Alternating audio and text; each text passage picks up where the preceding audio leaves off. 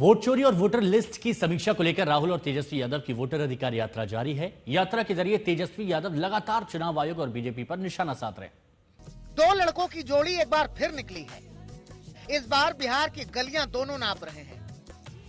राहुल गांधी और तेजस्वी यादव वोटर अधिकार यात्रा के जरिए संदेश दे रहे हैं कि इस बार बिहार में नीतीश की सरकार जाएगी और तेजस्वी की सरकार आएगी, और इस आएगी और जाएगी के बीच का बड़ा मुद्दा है वोटों की चोरी।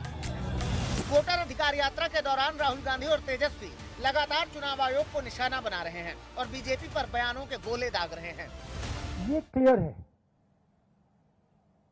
कि जो बात हमने कही थी, वोट चोरी की जो बात कही थी, वो बिहार के करोड़ों लोग, लाखों नहीं करोड़ों लोग उस बात को मानते हैं, एक्सेप्ट करते हैं।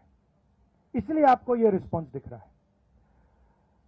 इलेक्शन कमीशन का काम सही वोटर लिस्ट देने का होता है, और ये काम इन्होंने महाराष्ट्र में, हरियाणा में और कर्नाटक में नहीं किया।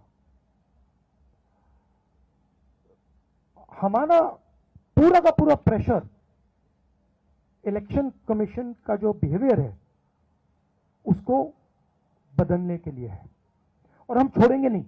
जैसे मैंने कहा है, बिहार में हम आपको इलेक्शन चोरी नहीं होने देंगे। आप कुछ भी कर लो, आपने महाराष्ट्र का चोरी किया, आपने हरियाणा का किया, कर्नाटक में हमने साफ दिखाया कि वोट चोरी हुआ है, यहां हम नहीं करने देंगे। चुनाव आयोग अब चुनाव आयोग नहीं रह गया है, वो गोदी आयोग रह गया। अब बीजेपी का पार्टी का जो सेल होता है, वैसे चुनाव आयोग जो है काम कर रहा है एक बीजेपी का कार्यकर्ता बन करके, और लोकतंत्र बचाने के लिए, संविधान को बचाने के लिए, वोट का अधिकार को बचाने के लिए और लोगों के अस्तित्व के बचाने के लिए राहुल गांधी जी और हम सब लोग इस यात्रा पे निकले हैं। और इस यात्रा पे एक बात स्पष्ट है कि जमीनी स्तर पे गांव के इलाकों में भी हम लोग घूमे हैं।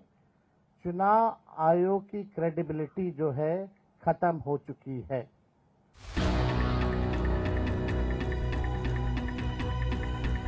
ये पहली बार नहीं है जब विपक्ष ने चुनाव आयोग पर सवाल उठाए हैं, लेकिन इस बार भाषा और इल्जाम दोनों ज्यादा भारी हैं। राहुल गांधी का दावा है कि महाराष्ट्र में वोटों की चोरी हुई, हरियाणा में वोटों की चोरी हुई, कर्नाटक में वोट चोरी हुए, इसीलिए वो बिहार में वोटर अधिकार यात्रा पर निकले।